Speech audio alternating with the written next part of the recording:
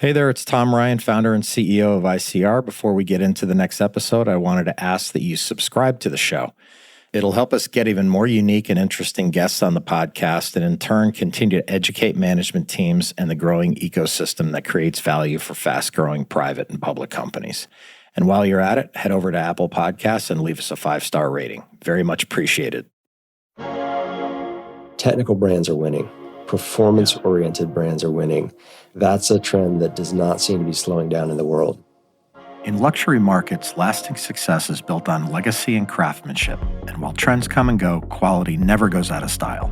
The more we double down on performance and authenticity, the more appeal we create for the brand. That paired with our direct-to-consumer model, it enables us to control what we're making through the vision that we've set for who we want to be. Being a public company can be hard. Small missteps can have outsized consequences. I'm Tom Ryan, founder and CEO of ICR, and over the last 25 years, we've helped thousands of companies understand and navigate the stock market and the media. We'll demystify these and other increasingly complex stakeholder groups so you can focus on what you do best, building your company and unlocking your true potential. This is Welcome to the Arena from ICR. You know, we've all heard it before, the customer is always right.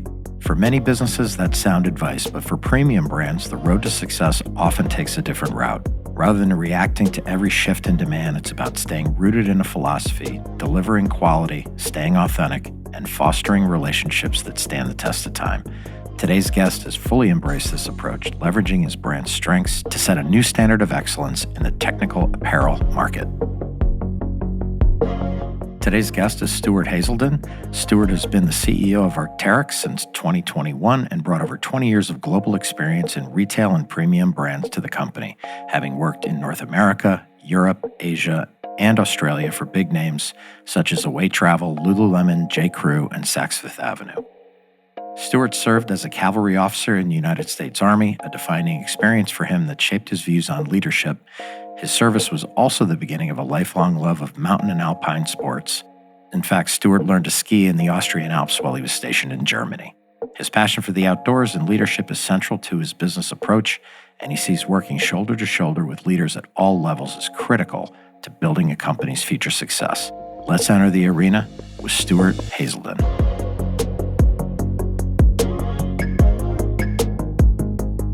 So, look, first of all, tell us what the company does. What do you guys get up in the morning and do every day at Arc'teryx? Yeah, we are a passionate group of, mountain enthusiasts is probably the right way to say it. It's a design company, first and foremost. It's founded by two climbers. First product was a climbing harness.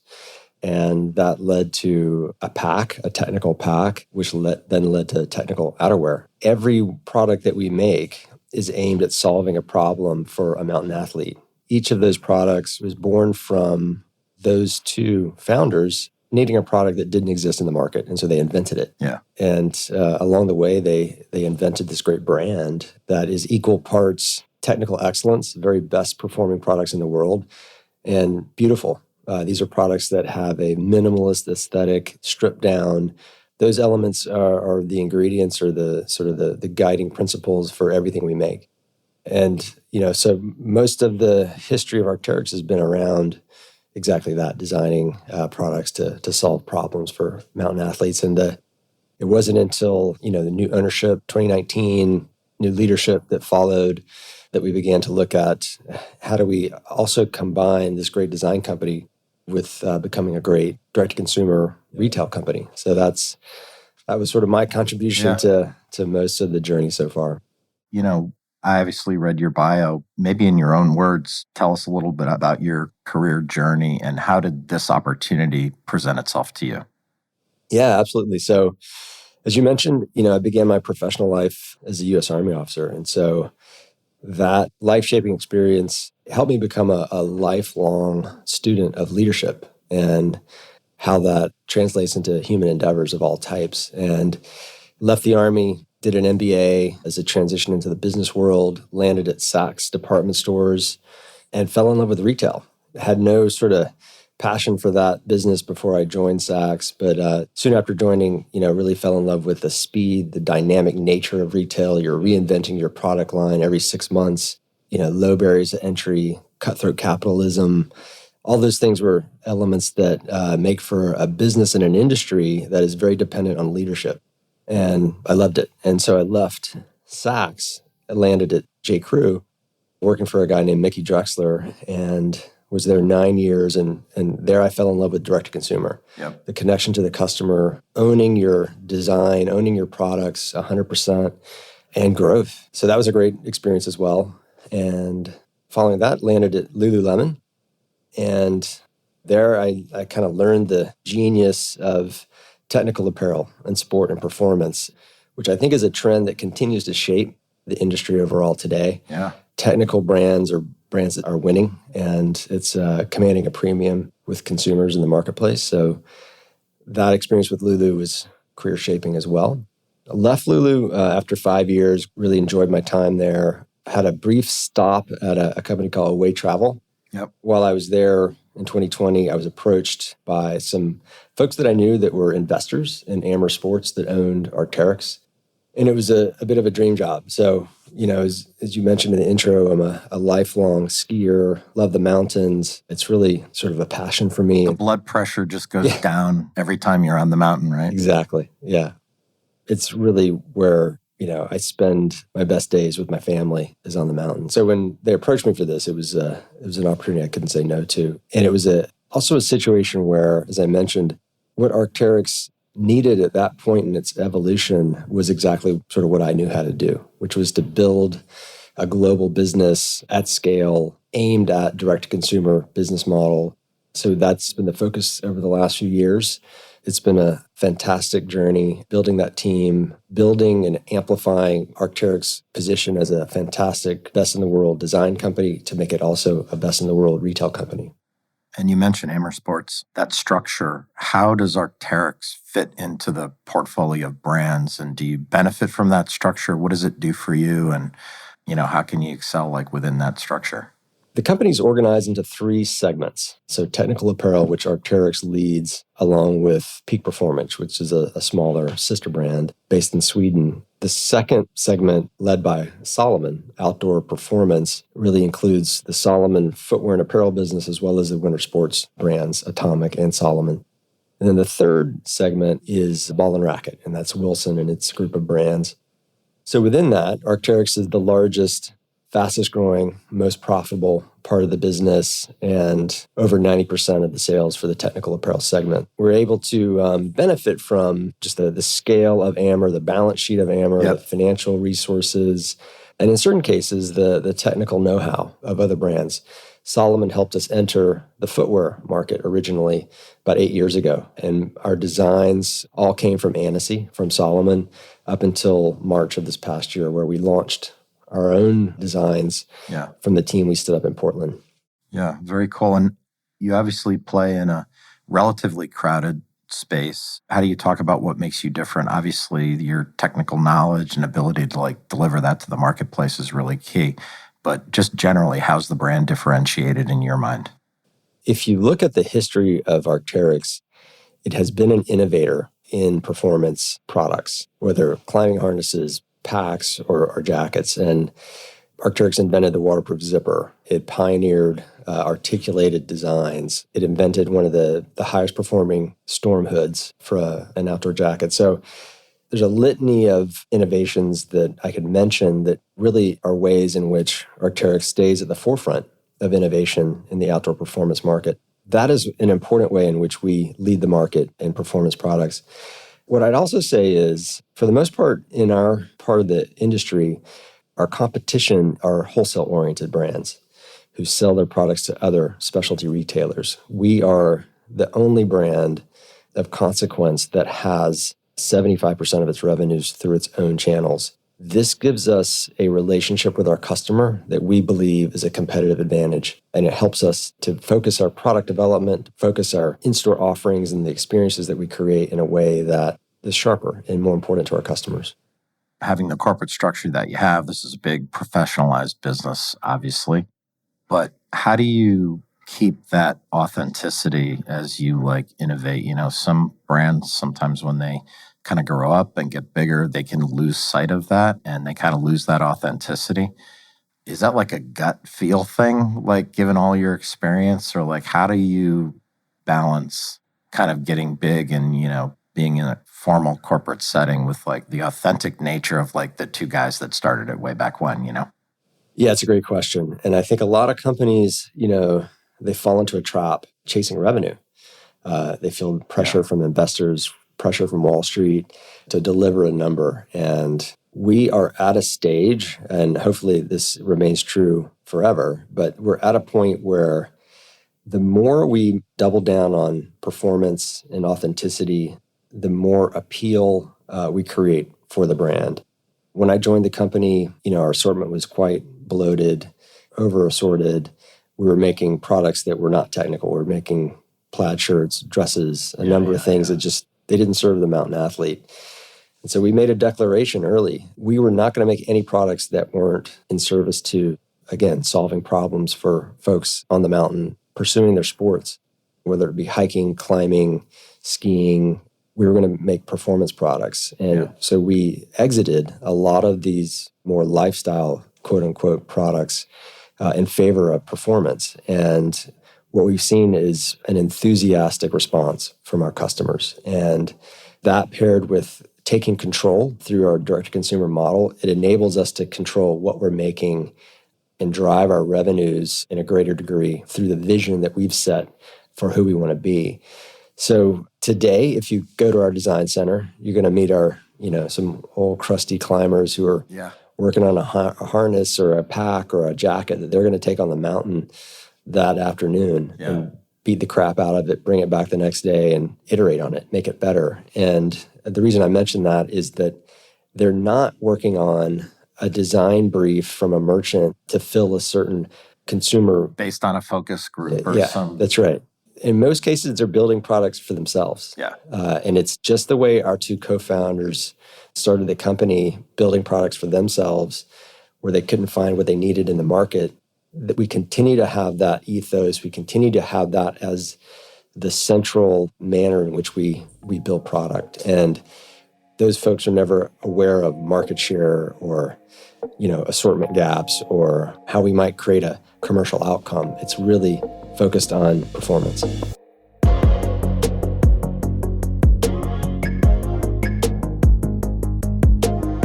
The shift from retail to direct-to-consumer model is no easy feat.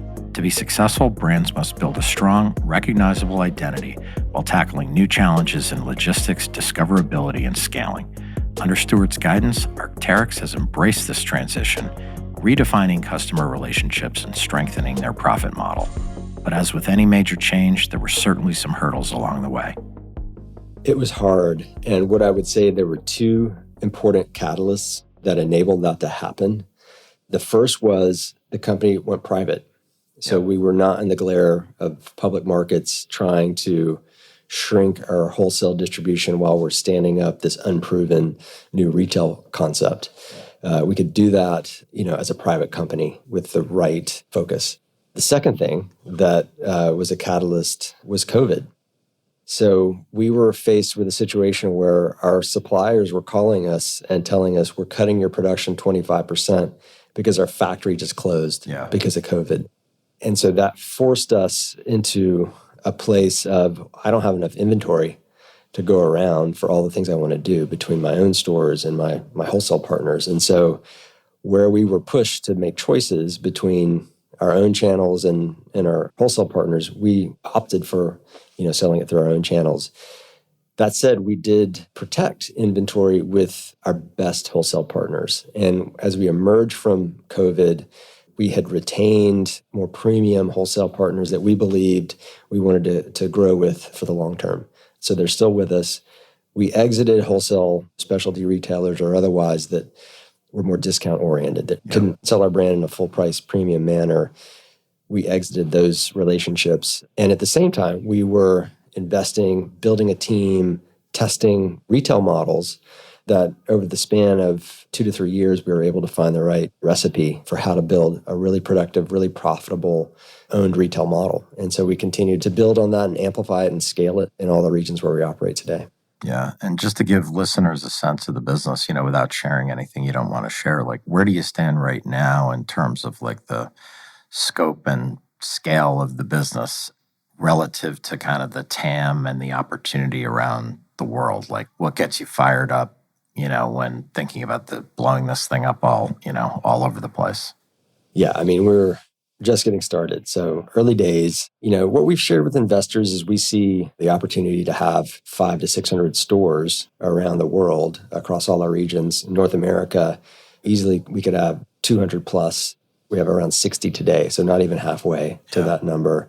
And, I haven't mentioned our digital offerings. And so in North America, for example, our e-commerce business is as big as our retail business. And combined, they're 75% of our revenues. So we have a fantastic digital platform as well. And it's been an important source of growth for us. So from a channel standpoint, the store count's a good indicator of just where we are in the journey. I think we have 134 brand stores globally against a TAM, if you will, or a potential for retail as a key indicator of scale potential of 500 to 600.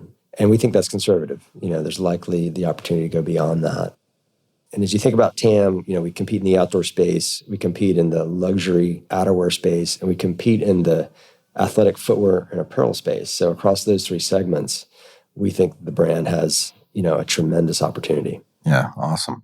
You talked about the challenges of kind of shifting from retail to direct. What other challenges did you face when you kind of first got in there and got under the hood, like to get to that level to execute on what you just mentioned about, your total addressable market and the runway, kind of looking out over the next 3 to 5 years? What kind of infrastructure do you need to kind of get there? That's the key word there, infrastructure. Yeah. So I joined the company and revenues at the end of 2020 were, just over 500 million. We will, in 2024, deliver revenues just over 2 billion. Wow. So that kind of growth. That's big time. Congrats. Thank you. Yeah. And it's challenging, to say the least, to be able to scale your business to support that level of growth. So infrastructure, supply chain, and technology are so critical. And supply chain in particular, we outgrew our supplier base, in the second year of that journey. In 2022, we ran out of zippers. Yeah. I was calling YKK and begging for capacity. Likewise, we quickly outstripped our capacity commitments with Gore-Tex. And so those are two examples of just critical supply partnership that previously Arc'teryx hadn't really developed in a strategic manner. We were in a very transactional relationship, weren't sharing projections beyond 6 months. And so with both of those cases, I went and visited the leadership of the suppliers. We shared with them multi-year projections, gained their commitment for higher capacity. That has been critical for our ability to scale.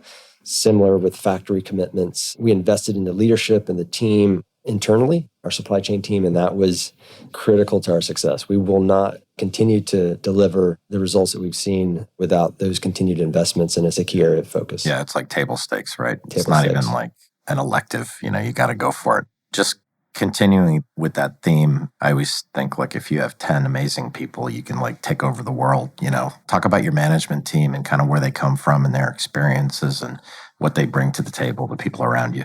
Yeah, absolutely. So it's been really exciting to see the caliber of talent that we've been able to attract from brands and companies like VF Corp, Nike, Adidas, even Lululemon, across every function as well. Supply chain to merchandising, design to commercial, retail, e-commerce. Without getting into specifics, the talent is really the reason we are winning. And the leadership team we've assembled is, in my view, best in the world. Yeah. And that is the single most important factor for our continued success. Yeah, cool. And between all your experience prior to getting to the company, you worked with some pretty amazing people with great reputations, like a Mickey Drexler that you mentioned before. What was it like working for him, and what were kind of some of the lessons that you took away from kind of being around him every day and working with people like that? Yeah, Mickey's a dynamic leader, to say the least. He obsession over the customer. He wakes up every day wanting to know what the customer is looking for, what's winning, what's not winning from a product standpoint. He has a close connection to the marketplace and to the customer. So that's a key lesson that I took from Mickey. Also, just his management style, speed, make decisions quickly. He was much more in favor of making rapid decisions and failing fast, making those mistakes quickly so that you can learn and move forward quickly versus analysis paralysis. And he's and very much a lead from the front type of leader, hands-on, lead by example, in the trenches day to day with his team. And certainly that's something I share with him. It's inspiring, actually, right? Yeah. How about, it seems to me, we're sitting here in early 25 in January, and it seems like everything is like changing, like technology, like everything. And, you talk about having to make quick decisions. What do you see? We kind of talked about the company and the changes within the company, but how about in retail in general? Like, what do you see as the big trends? Like, how is it changing? What opportunities does that present to you? From a consumer standpoint, I would just highlight again or emphasize technical brands are winning. Performance-oriented brands are winning. I think that's one of the reasons we see outdoor brands having the success they have had, as well as athletic brands. So I think that's a trend that does not seem to be slowing down in the world. And certainly we see that in North America and in China. And then from a business model standpoint, I think the strongest companies have a connection to their customer. Direct to consumer is still a critical advantage, but I would say the strongest brands also complement that with the right wholesale partners, so that as we look at our business, we don't believe we can achieve our potential on our own. We need strong specialty retail partners to complement our own connections and our own points of distribution. Yeah. Well, the brand, is obviously associated inextricably to the outdoors. Talk about sustainability, your efforts on that front, because I know you're making a lot of strides there. Yeah, absolutely. Circularity is a centerpiece of how we are building our business model. You're going to see that in our stores with our Rebirth concept, which is aimed at extending the life of the products we sell. We believe our products are the highest quality and have the longest durability of anything on the marketplace, and we're looking to amplify that with care and repair. And we do that. We want to have that very easily accessible. And another reason why direct-to-consumer is important to us, because that gives us the physical space to offer those services to extend the life of our products. And we're also looking at end of life and how we enhance the ability for our products to be recycled. And even before the end of life, refurbishment. And so in our 580 Broadway store, we have the first dedicated sales floor to refurbished products, re-gear as we call it. Yeah, like nobody does that, right? I mean, that's like so cool. It's been a great test in the marketplace for us, and the potential there seems bottomless. The demand feels like it would build trust too with customers, Yeah, absolutely. And it actually enables us to capture different customer segments that we might not otherwise be able to tap into. Yeah. How about, you talked about the retail component, the opportunity there. When you go into a community, how do you approach that? It's like so important. How do you get involved, and how do you get people to really engage with the brand? The retail space is important. It gives us a physical expression of the brand, a physical space to engage. And it also gives us a team. It gives us a team on the ground to engage through events. We've done quite a bit with climbing gyms. Climbing is exploding around the world. Yeah. And while we're a mountain brand, there are climbing gyms in urban, settings in all the markets where we operate. And so we've been able to tap into that trend in a really cool way. And it enables us to find customers, guests from all ages and demographic segments of the marketplace. And so that's an important way for us to connect in a way that's authentic to who we are. We started as a climb brand. Climbing harness was the first product. And so that's a natural point for us to engage with our community. Yeah. Are you a climber? When you were at Lululemon, maybe you were doing a lot of yoga. I have no idea. But, I know you're a skier, but what's your favorite activity? What do you do outdoors that kind of is consistent with the whole brand? Because you're kind of a poster child now, right? I'm a passionate skier and hiker as well. So those were the activities I did before I joined the company. I would tell you, since joining Arc'teryx, I've become an enthusiastic climber. Yeah. Not a very accomplished one, Yeah. but enthusiastic. So it's a great sport. A for effort.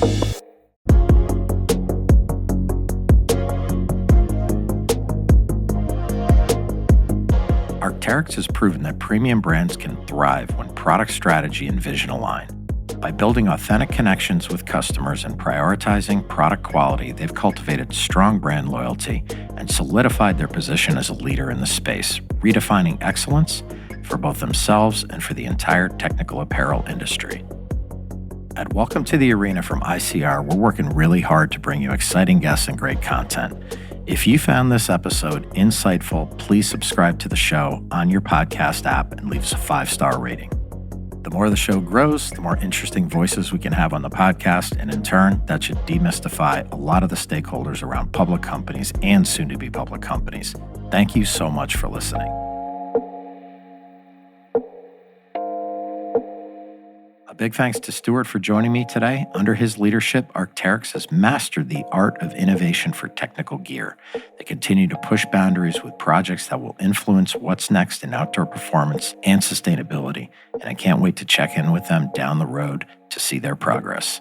This is Tom Ryan. We'll see you next time back in the arena.